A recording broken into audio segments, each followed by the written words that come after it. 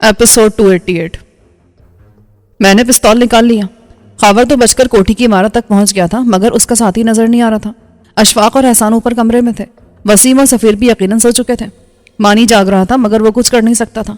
दुश्मन अंदर आ चुका था और अभी उसे कोठी में घुसने से रोकना था। मैंने मजदा पिकअप की विंड स्क्रीन का निशाना लेकर 3 फायर किए और स्क्रीन बिखर गई। उसके साथ ही पीछे आने वाली जरा अजीब से साख्त की बख्तरबंदनुमा गाड़ी की छत से मशीन गन गोलियां बरसाने लगी। उसका निशाना मैं था। गन इतनी ताकतवर थी कि गोलियों ने दीवार को भी पार कर लिया था और मैं बाल बाल बचा था। अगर मैं झटके से पीछे ना गिरता तो यकीनन मैं भी निशाना बनता। मशीन गन की आवाज़ बहुत ज़्यादा नहीं थी, मगर मुझे उम्मीद थी कि अंदर तक पहुंची होगी। अब्दुल्ला मुसल्ला होकर कोठरी के सामने पहरा दे रहा था, मगर उसके पास भी पिस्तौल था।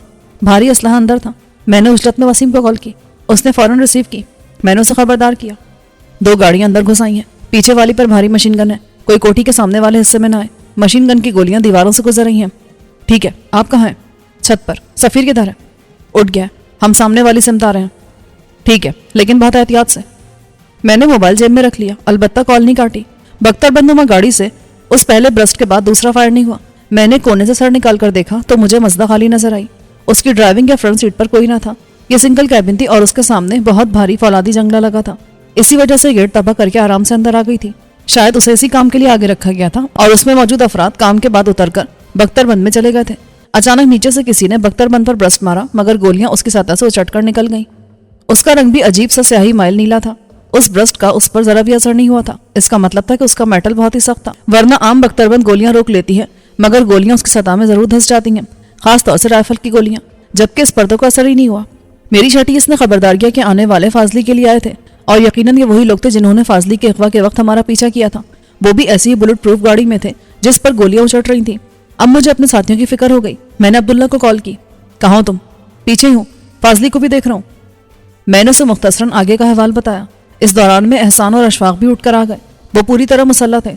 मैंने उन्हें छत पर ही 2 जगह लगा दिया, मगर साथ ही खबरदार किया कि बख्तरबंद से मशीन गन फायर होने की सूरत में फौरी पीछे हट जाएं, क्योंकि गोलियां दीवार पार कर रही थीं। मैं उन्हें लगाकर सीढ़ियों की तरफ आया कि गूंजती हुई आवाज़ आई, शहबाज मलिक, तुम मेरी आवाज़ सुन रहे हो? बोलने वाला उर्दू बोल रहा था। साफ लग रहा था कि यह उसकी मादरी जुबान नहीं, वो लहजे से अंग्रेज या किसी मगरबी मुल्क का लग रहा था। मैं नीचे आया। लाउंज में सफीर और वसीम मौजूद थे। वसीम ने मेरे खदशे की तस्दीक की। ये मुझे वही लग रहा है। मेरा भी यही ख्याल है। मैंने कहा, शहबाज मलिक। बाहर से फिर आवाज़ आई। मैं सिर्फ 3 तक गिनूंगा और उसके बाद फायर खोल दूंगा। ये दीवारें इन गोलियों को रोक नहीं सकती। मैं सिर्फ फाजली को लेने आया हूं और उसे लेकर खामोशी से चला जाऊंगा, वरना दूसरी सूरत में। उसने जुमला अधूरा छोड़ दिया। मुझे उनसे बात करनी होगी।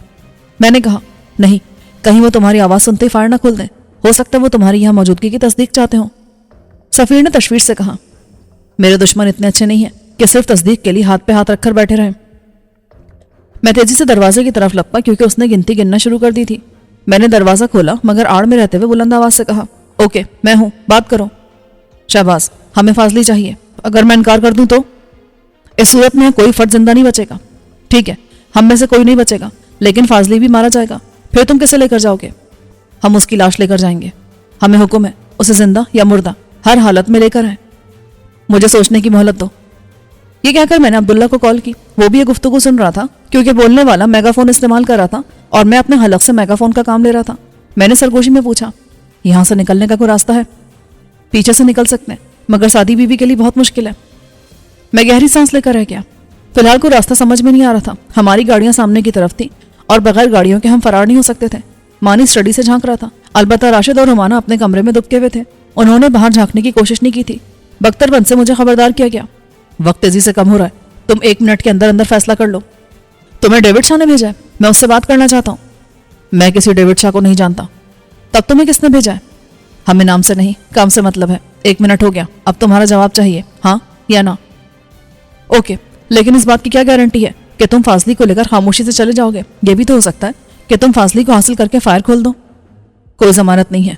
तुम्हारी तसल्ली के लिए इतना कर सकता हूँ कि हम बख्तरबंद फार्म हाउस के गेट से बाहर ले जाते हैं, लेकिन इस ख्याल में मत रहना कि तुम पीछे से निकल जाओगे। इस वक्त तुम चारों तरफ से घेरे में हो।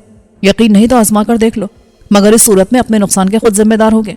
मैंने पहले खबरदार कर दिया है। ठीक है, तुम पहले बख्तरबंद बाहर ले आओ। मैंने अब्दुल्ला को कॉल की, फाजली को कोठरी से निकाल लो। बख्तरबंद वापस चली गई और गेट से बाहर निकलकर रुक गई। टाइम कम था, इसलिए मुझे फौरी फैसला करना पड़ा। मेरा हर साथी फाजली से लाखों गुना ज्यादा कीमती था। اس لیے مجھے فیصلہ کرنے اور اپنی ناک نیچی کرنے میں کوئی دشواری پیش نہ آئی۔ 1 منٹ بعد عبداللہ کچن والے دروازے سے فاضلی کو لے کر آیا۔ اس نے دونوں ہاتھ سر پہ رکھے تھے مگر اس کے ہونٹوں پر طنزیہ مسکراہٹ تھی۔ میں نے کہا، مبارک ہو، تمہارے دوسرے والد گرامی کی طرف سے بلاوا آ گیا ہے۔ انہوں نے بنفس نفیس اپنا کمانڈو دستہ بھیجا تمہیں لینے کے لیے۔ شہباز، میں ایک بار پھر کہوں گا، تم بلا وجہ مجھ سے الجھ رہے ہو۔ میں تمہارا ہی کام کر رہا ہوں۔ اچھا، تو پھر مرشد کا کام تمام کر دو، میری تمہاری دشمنی ختم ہو جائے گی۔ بالآخر یہی ہوگا، میں اپنے ہاتھوں سے اس کو جہنم رسید کروں گا، مگر اس سے پہلے وہ اپنی بربادی اپنی آنکھوں سے دیکھے گا۔ اس کے ہونٹ بھیج گئے۔ اور ڈرامے بازی مت کر، تم دونوں باپ بیٹے ایک ہی تھیلی کے چٹے بٹے ہو۔ سفیر نے اسے جھڑکا، تم مجھے گندی ترین گالی دے لو لیکن مرشد کو میرا باپ مت کہو۔ فاضلی نے ناگواری سے کہا، کیوں، کیا یہ حقیقت نہیں ہے؟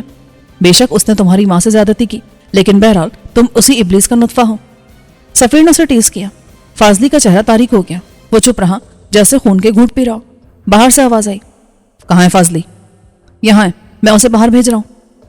فاضلی دروازے کی طرف بڑھائی تھا کہ میں نے اسے روک لیا۔ یہ لوگ یہاں تک کیسے آئے؟ وہ عجیب انداز میں مسکرا دیا، مجھے کیا پتا، میں تو خود نہیں جانتا کہ میں کہاں ہوں۔ مجھے یقین ہے کہ تمہارے پاس کوئی ایسی چیز ہے جس کی مدد سے یہ لوگ یہاں تک آئے ہیں۔ میرے پاس کوئی چیز نہیں ہے، میں نے چیک کیا تھا۔ وسیم نے کہا، میں نے کہا تم نے سگنل پکڑنے والے آلے سے چیک کیا ہوگا، لیکن آج کل ایسی جدید ترین چپس آ گئی ہیں جو نارمل حالت میں کوئی سگنل نہیں دیتی، اس لیے ان کو پکڑا نہیں جا سکتا، لیکن جب انہیں باہر سے سگنل دیا جاتا ہے تو وہ بھی جوابی سگنل دیتی ہیں۔ مجھے یقین ہے اس کے جسم میں کوئی ایسی چپ لگی ہے۔ تب ہم نے دیر کر دی، ورنہ اس کے جسم میں آپریٹ کا نشان تلاش کرنا کون سا مشکل کام تھا۔ میں نے نفی میں سر ہلایا، وہ انجیکٹ کی جاتی ہیں، بہت مختصر ہوتی ہیں۔ فاضلی، باہر سے للکارنے کے انداز میں کہا گیا۔ مجھے ان کے عزائم اچھے نہیں لگ رہے۔ میں نے فاضلی سے کہا، یہ تمہیں زندہ یا مردہ باہر صورت لینے آئے ہیں؟ تم نے اچھا کیا جو مجھے زندہ جانے دے رہے ہو، اسی وجہ سے تم بھی زندہ ہو، ورنہ یہ ٹھیک کہہ رہا ہے، یہ مجھے مردہ بھی لے جانے کے لیے تیار ہو کر آئے ہوں گے۔ فاضلی، میں ایک سوال کر رہا ہوں، اگر تم نے ٹھیک جواب دیا تو ہو سکتا ہے ہماری دشمنی اسی جگہ ختم ہو جائے۔ پوچھو، تم ڈیوڈ شاہ کے لیے کام کر رہے ہو؟ میں انکار کروں گا تو تم یقین نہیں کرو گے، اور میں ہاں کہوں گا تو یہ سچ نہیں ہوگا۔ اس نے مکاری سے کہا، اس لیے تم اپنے طور پر سمجھنے کو آزاد ہو۔ ٹھیک ہے، تم نے جواب نہیں دیا، اس لیے پیشکش ختم ہو گئی، اب تم جا سکتے ہو۔ وہ باہر نکلا اور متوازن قدموں سے گیٹ کی طرف جانے لگا۔ اس کی چال سے پتہ نہیں چل رہا تھا کہ 24 گھنٹے سے وہ بھوکا پیاسا اور تھکا ماندہ ہے۔ وہ گیٹ سے باہر نکلا تو بختر بند کا سائڈ کا دروازہ کھلا اور اس کے اندر جاتے ہی پھر بند ہو گیا۔ بختر بند کے اوپر لگی مشین گن سے گولیاں برسنے لگی، مگر ان کا نشانہ ہم نہیں بلکہ پورچ میں موجود گاڑیوں اور موٹر سائیکلوں کے ٹائر تھے۔ ایک بھرپور برسٹ نے سب کا بیڑا غرق کر دیا تھا۔ اس وقت ہم افراتفری میں اندر کی طرف بھاگے اور اوپر موجود احسان اور اشفاق نے اسے حملہ سمجھ کر جوابی فائرنگ شروع کر دی۔ ظاہر ہے ان کی جوابی کارروائی کا بختر بند پر کوئی اثر نہیں ہوا تھا۔ اپنا کام کر کے بختر بند ریورس ہوئی اور پھر گھوم کر سڑک کی طرف جانے لگی۔ مزدہ پک اپ یہیں رہ گئی تھی۔ فائرنگ رکتے ہم باہر نکلے۔ خاور برآمدے کے ستون کی آڑ میں دبکا ہوا تھا۔ احسان اور اشفاق اوپر سے آ گئے تھے۔ احسان نے کہا، وہ اسلام آباد کی طرف گئے ہیں۔ وسیم اندر چلا گیا کہ سعدی کو تسلی دے اور یہاں سے روانگی کی تیاری کی جائے۔ ظاہر ہے اب ہم یہاں نہیں رک سکتے تھے۔ میں اور سفیر گاڑیوں کا معائنہ کر رہے تھے جبکہ عبداللہ باقی 3 کے ساتھ چوتھے گارڈ کو تلاش کرا تھا۔ اس کا نام شفیق تھا اور وہ ٹوٹے گیٹ کے نیچے دبا ہوا ملا تھا۔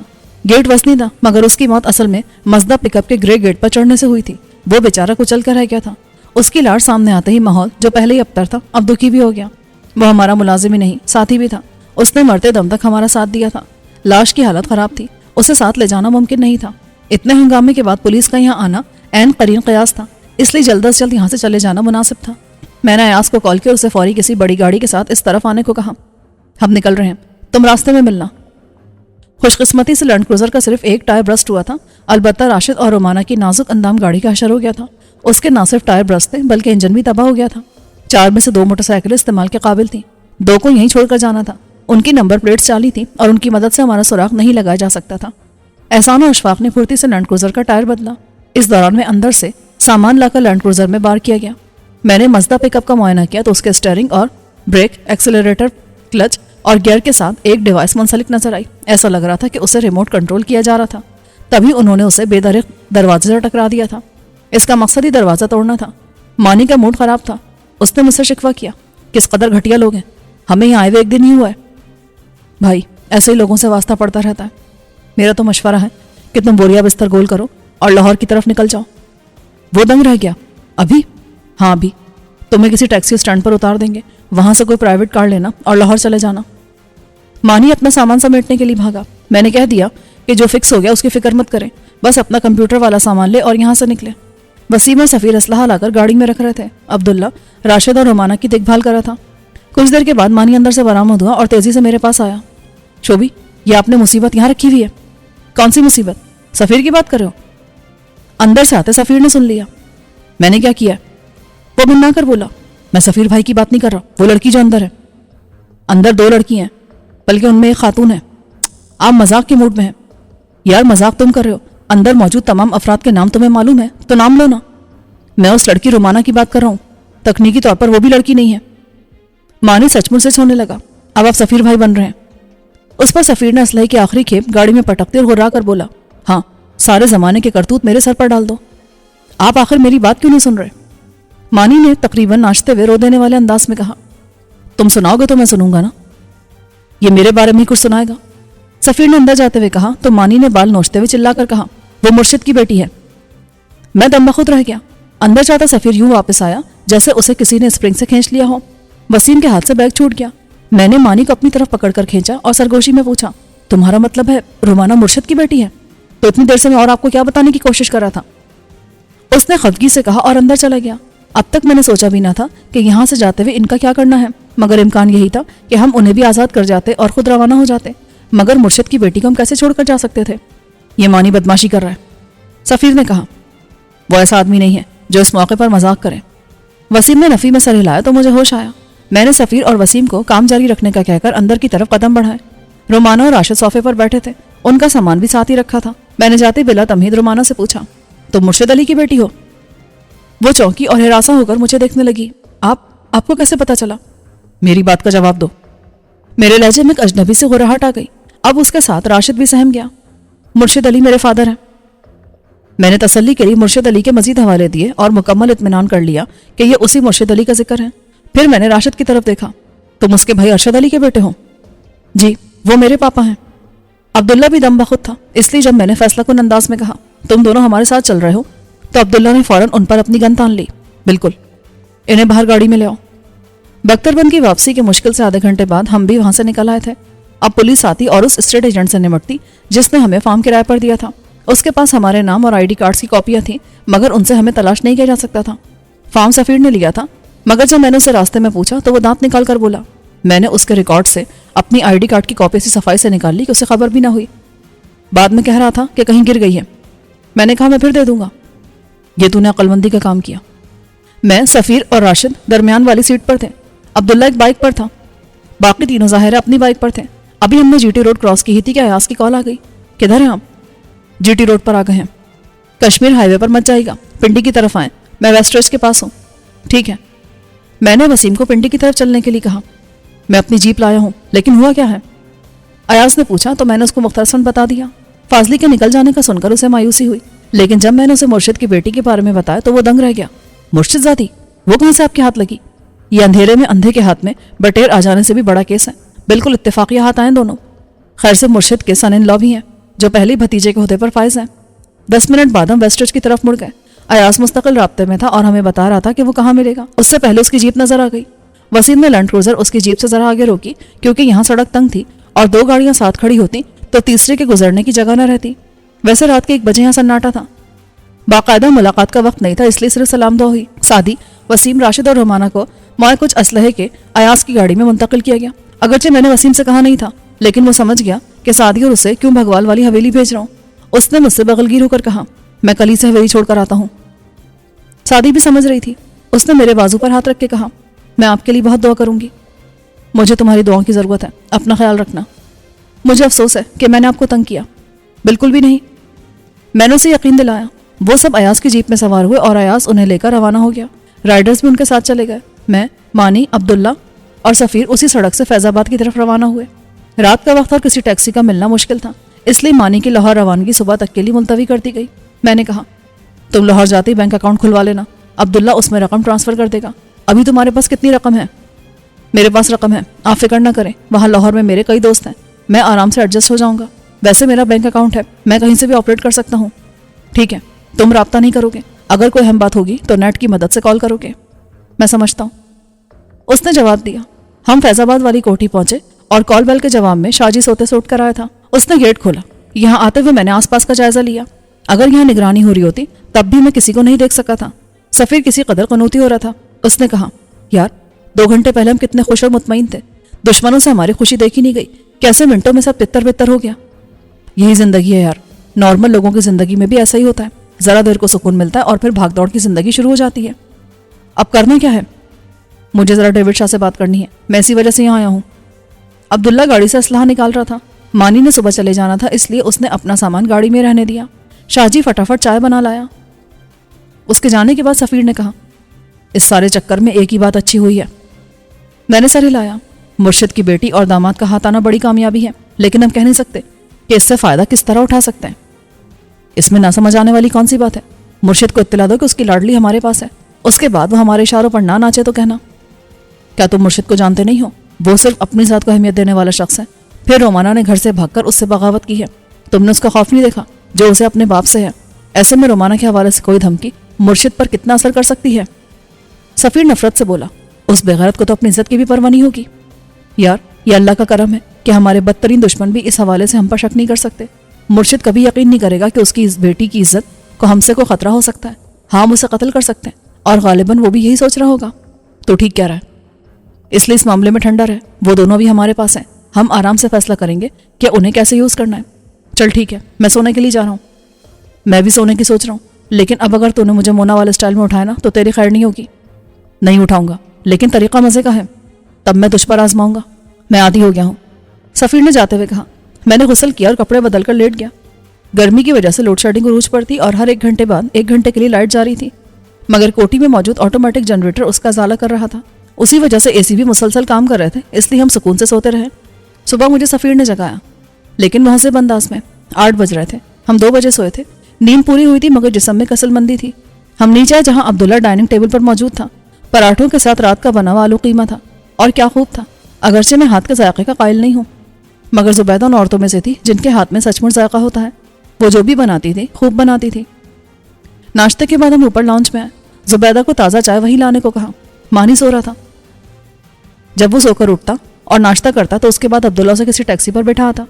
मैंने अब्दुल्ला को बताया कि अब मैं खुद डेविड शाह को कॉल करना चाहता हूँ। वो फिक्रमंद हो गया। सफ़ीर ने भी एतराज़ किया, ये रिस्की होगा। रिस्क तो है, लेकिन डेविड पहले से ही इस लोकेशन से वाकिफ़ है, इससे फ़र्क नहीं पड़ेगा। कल रात भी उसके आदमियों ने साबित किया कि वो हमारे दर पे नहीं है। आपको यकीन है कि वो डेविड के आदमी थे? 99% यकीन है। तू बात क्या करेगा जबकि तू जानता है कि उसका मुतालबा क्या होगा? सफ़ीर ने पूछा। मैं जानना चाहता हूँ कि उसने फाजली को क्यों साथ मिलाया है। आसान सी बात है, अब मुर्शिद उसके काम का नहीं रहा है। नहीं, डेविड ने फाजली को इसलिए साथ मिलाया है कि वो मुर्शिद के घर का भेदी है और उससे छुपी नफरत करता है। डेविड ने उसी नफरत का फ़ायदा उठाकर उसे साथ मिलाया है। मुर्शिद ने उसकी दी हुई जमानत को जूते की नोक पर रखा, और यह डेविड जैसे शख्स की बहुत बड़ी तौहीन थी। अब वो उससे मुर्शिद को सज़ा देने का काम ले रहा है, मगर साथ ही वो उसका एहसान मेरे साथ रखना चाहेगा। जैसा कि फाजली ने मुझसे कहा था कि वो मेरा ही काम कर रहा है और मुझसे दुश्मनी का बाप बंद कर चुका है। सांप डसना और बिच्छू डंक पाड़ना कभी नहीं भूलता। मेरा भी ये ख्याल है। मैंने सफ़ीर की बात पर सर हिलाया। कल रात के वाक़े की कोई इत्तला आई? हाँ, पुलिस ने मौके पर पहुंचकर लाश कब्जे में ले ली है। अब्दुल्ला ने उसके घर वालों को इत्तला कर दी है। वो लाश लेने आ रहे हैं, उन्हें 25 लाख रुपए भी देंगे। जान का तो कोई बदल नहीं है, लेकिन उसके लवाहिकीन के लिए ये रकम बड़ा सहारा बन जाएगी, मैंने कहा, और वो सिम निकाल कर मोबाइल में लगाई जिस पर डेविड की कॉल आई थी। जिस नंबर से कॉल आई थी वो मैंने उसी सिम में सेव कर लिया था। मैंने वो नंबर मिलाया, बेल जाने लगी और चंद लम्हे बाद किसी ने कॉल रिसीव की। वो ब्रिटिश लहजे में बोला, yes, who is there? Shahbaz Malik, David Shah से बात कराओ। उसने शायद डेविड से पूछा और फिर मुझसे बोला, क्या कहना चाहते हो? लगता है डेविड को बात नहीं करनी। मैंने कॉल काट दी। सफ़ीर और अब्दुल्ला मेरी तरफ देख रहे थे। मैंने उन्हें तमाम गुफ्तगू से आगाह किया। सफ़ीर ने सर हिलाया। ठीक किया तूने, उसका दिमाग कुछ ख़राब हो रहा है फाजले को वापस हासिल करके। काश आपने पहले दिन उस पर अकरम चिश्ती वाला ट्रीटमेंट कर दिया होता। ये तो जहरीला सांप दांतों समेत आज़ाद हो जाने वाली बात हुई। अब्दुल्ला मायूसी से बोला, वो फिर हाथ आएगा। मैंने उसे तसल्ली दी। उसी लम्हे मोबाइल की बेल बजी। मैंने एक बार मुकम्मल बेल बजने दी, और जब कॉल कट जाने पर उसने दोबारा मिलाई तो मैंने कॉल रिसीव किया और रुखाई से बोला, यस, हु इज देयर? मैं बात कर रहा हूँ। डेविड ने अपना नाम लिए बगैर कहा, डेविड शाह। मैंने जानबूझकर उसका नाम लिया। तुम गालिबन बहुत मसरूफ थे। मैं दूसरी कॉल पर था। कहो, तुमने कॉल क्यों की? मैंने उसके अंदाज में रुखाई महसूस की। मैं जानना चाहता हूँ कि फाजली तुम्हारे पास पहुंच गया है? कौन फाजली? डेविड। تمہارے جیسے رتبے کے آدمی کو زیب نہیں دیتا اس طرح جھوٹ بولنا، یا پھر میں نے تمہاری حیثیت کا اندازہ غلط لگایا ہے؟ کیا میں وہ تصاویر پیش کروں جن میں تم اپنی کوٹھی کے اوپری لاؤنج میں فاضلی کے ساتھ موجود تھے؟ وہ ایک لمحے کو چپ ہوا، پھر آہستہ سے بولا، تم بلا وجہ الجھ رہے ہو، فاضلی سے دور رہو، میں اس سے کام لے رہا ہوں۔ اب تم مجھ پر احسان جتاؤ گے کہ تم میرا ہی کام کر رہے ہو، لیکن ڈیوڈ تم صرف اپنے ایک معتوب کو سزا دے رہے ہو۔ دوسری بات یہ کہ فاضلی پر میرے کچھ حساب نکلتے ہیں، وہ صرف مرشد کی ناجائز اولاد نہیں ہے، اس نے مجھے اور میرے ساتھیوں کو ذاتی نقصانات پہنچائے ہیں جن میں سے بعض ناقابل تلافی ہیں۔ میں اسے معاف نہیں کر سکتا، اس لیے بہتر ہوگا کہ تم اسے چھوڑ دو۔ اس وقت بھی میں نے اپنے ساتھیوں کی خاطر اسے چھوڑا، لیکن اب وہ میرے ہاتھ آیا تو وہی اس کی زندگی کا شاید آخری لمحہ ہو۔ یہ کہہ کر میں نے کال کاٹ کر فوراً سم نکال دی۔ سفیر نے میرے شانے پر ہاتھ مارا، تو نے ٹھیک کیا جو اسے جتا دیا کہ ہم بے خبر نہیں ہیں اور ہمارے پاس بھی ذرائع ہیں۔ آپ نے کہا کیا فاضلی ہاتھ آیا تو اس کا کام تمام کر دیں گے، تو کیا اب سچ میں یہی کرنا ہے؟ مجھے افسوس ہے کہ ہم نے معلومات کے چکر میں وقت ضائع کیا۔ ہم نے نہیں، تو نے، میں اور وسیم پہلے اس کے قائل تھے۔ سفیر نے تصحیح کی، چل یار میں نے، پر اب مجھے افسوس ہو رہا ہے، زندگی میں پہلی بار احساس ہو رہا ہے کہ دشمن کا نہ ہونا بھی کتنے سکون کی بات ہے۔ اب مجھے معلوم ہے کہ سرحد پار میرا کوئی دشمن باقی نہیں ہے، اس طرف سے مجھے کوئی خطرہ نہیں ہے۔ بھارتی ایجنسیوں کو تیری تلاش ہے، وہ دوسری بات ہے، ان سے میری ذاتی دشمنی تو نہیں ہے، پھر بھی آپ کو اس حوالے سے محتاط رہنا چاہیے۔ عبداللہ نے کہا، پچھلے کچھ سالوں میں بھارتیوں نے علاقائی حوالے سے بہت پرپرزہ نکال لی ہیں اور اب وہ برتری کے ساتھ اپنا مطالبہ پیش کرتے ہیں۔ وہ برتر نہیں ہو گئے، ہم ہی جھک گئے ہیں۔ جب کبھی ہمارے حکمران کرپٹ ہوں گے تو وہ قوم کی ترجمانی کیسے کریں گے؟ وہ سمجھیں گے کہ بین الاقوامی طاقتوں کو خوش کر کے اقتدار میں رہ سکتے ہیں۔ آپ ٹھیک کہہ رہے ہیں، لیکن آپ میری گزارش پر بھی غور کریں، اگر آپ کا کیس بین الاقوامی سطح پر گیا تو آپ کے لیے پرابلم ہو جائے گی۔ تب میں کیا کر سکتا ہوں؟ اب اگر ڈیوڈ آپ سے بات کرے اور مدد مانگے تو آپ اس کے سامنے بھارتیوں سے جان چھڑانے کی شرط بھی رکھ دیجیے گا۔ اب میں اسے اتنا بھی قابل نہیں سمجھتا کہ وہ بھارتیوں سے میری جان چھڑا دے، وہ مرشد کا مسئلہ حل کر دے، یہی بڑی بات ہوگی میرے لیے۔ لیکن آپ اس سے بات ضرور کریں، اس صورت میں بھارتیوں سے نہ صحیح اس سے آپ کی جان ضرور چھوٹ جائے گی۔ ٹھیک ہے، میں سوچوں گا۔ آپ میاں ممتاز کو بھی بھول رہے ہیں، اس کا کنور خاندان سے کاروباری تعلق تھا، اسے بھی نقصان ہوا ہوگا۔ فی الحال بھول جاؤ اسے، وہ سیاستدان ہے، اس سے الجھنا ہمارے لیے اچھا نہیں ہوگا۔ مانی نیچے آ گیا تھا، اس نے ناشتہ کر لیا تھا اور اب جانے کے لیے تیار تھا۔ ہم سب اسے چھوڑنے جا رہے تھے مگر اس نے منع کیا، نہیں میں عبداللہ بھائی کے ساتھ چلا جاؤں گا۔ میں نے اسے گلے لگایا، تم دور جا رہے ہو لیکن یہ مت سمجھنا کہ اکیلے ہوگے، کوئی بھی پرابلم ہو تو ہمیں فوراً بتانا۔ کیوں نہیں جی، اب تو آپ ہی میرے بڑے ہو، اس نے جذباتی ہو کر کہا۔ بیٹا اچھی طرح سمجھ رہا ہوں کہ کیوں بڑا بنایا جا رہا ہے، سفیر نے معنی خیز انداز میں کہا تو مانی جھیپ گیا۔ آپ کا ذہن تو ہمیشہ نیگیٹو ہی سوچتا ہے اور درست سوچتا ہے۔ سفیر نے سر ہلایا، لیکن تم فکر مت کرو، شازیہ سے تمہاری شادی ضرور ہوگی۔ بالکل، جب میاں بیوی راضی تو پھر کیا کرے گا قاضی، عبداللہ نے کہا۔ پھر وہ مانی کو لے کر چلا گیا۔ ان کے جانے کے بعد میں نے وسیم کو کال کی، کوئی مسئلہ تو نہیں ہوا؟ نہیں، آرام سے پہنچ گئے تھے، بس نئے پنچھیوں نے تھوڑا ہنگامہ کیا مگر اب سکون سے ہیں۔ ان کی دیکھ بھال اچھی طرح کرنا، باقی کا کیا پلان ہے؟ انشاءاللہ آج ہی نمٹانا ہے، اس نے جواب دیا۔ یہ ٹھیک ہے، آپ کی طرف سب سکون ہے؟ ہاں، باہر والے سے بات ہوئی ہے، اس کا موڈ تھوڑا اکھڑا ہوا لگ رہا ہے۔ آپ فکر نہ کریں، کچھ دن میں جم جائے گا، آج کل گرمی زیادہ ہے نا تو کھڑ گیا ہوگا۔ لوٹ کر بدھو نے گھر ہی آنا ہوتا ہے۔ ہاں لیکن وہ بدھو نہیں ہے۔ میں نے کال کاٹ دی۔ عبداللہ آدھے گھنٹے بعد واپس آیا تھا، اس نے مانی کو ایک پرائیویٹ کار میں بٹھایا تھا، وہ اس کے سامنے روانہ ہو گئی تھی۔ اس کے بعد ہم گپ شپ کرتے رہے، راشد اور رومانہ کے بارے میں سوچتے رہے۔ پھر ندیم نے رابطہ کیا، اس نے کہا کہ وہ اپنے پیون کے ہاتھ کاغذات بھیج رہا ہے، میں متعلقہ جگہوں پر سائن کر دوں۔ 1 گھنٹے کے بعد اس کا پیون آ کر کاغذات سائن کرا کے لے گیا۔ دوپہر کے کھانے کے بعد سفیر حسب معمول سونے کے لیے لیٹ گیا۔ کچھ عرصے سے آرام کرنے سے اس کی ہلکی سی توند نکل آئی تھی۔ خوش خوراک وہ ہمیشہ سے تھا، اس لیے توند کی وجہ آرام طلبی ہو سکتی تھی۔ عبداللہ کچھ گاڑیوں کے لیے نکلا تھا، میں نے لیپ ٹاپ کھولا، یہ وائی فائی کی مدد سے PTCL براڈ بینڈ سے منسلک تھا۔ مجھے خیال آیا کہ مرشد کی درگاہ پر ہونے والی کارروائی کی رپورٹس کو دیکھوں۔ جب میں نے سرچ کیا تو انٹرنیٹ پر مختلف اخبارات اور نیوز سائٹس پر اس کے بارے میں بہت سا مواد نکل آیا۔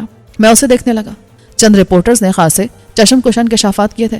خاص طور پر ظفر شاہ نامی ایک رپورٹر نے بتایا کہ درگاہ میں موجود بارود تجزیے کے بعد کئی بڑی وارداتوں میں ہونے والے دھماکہ خیز مواد سے مشابہ پا گیا ہے۔ خاص طور سے ایک فوجی بیس پر حملے کا حوالہ تھا، اس میں ہمارے فوجی اثاثوں کو خاصا بڑا نقصان اٹھانا پڑا تھا۔ مجھے حیرت ہوئی کہ اس انکشاف کے باوجود مرشد کے خلاف کوئی کارروائی نہیں ہوئی تھی اور نہ ہی اسے گرفتار کیا گیا تھا۔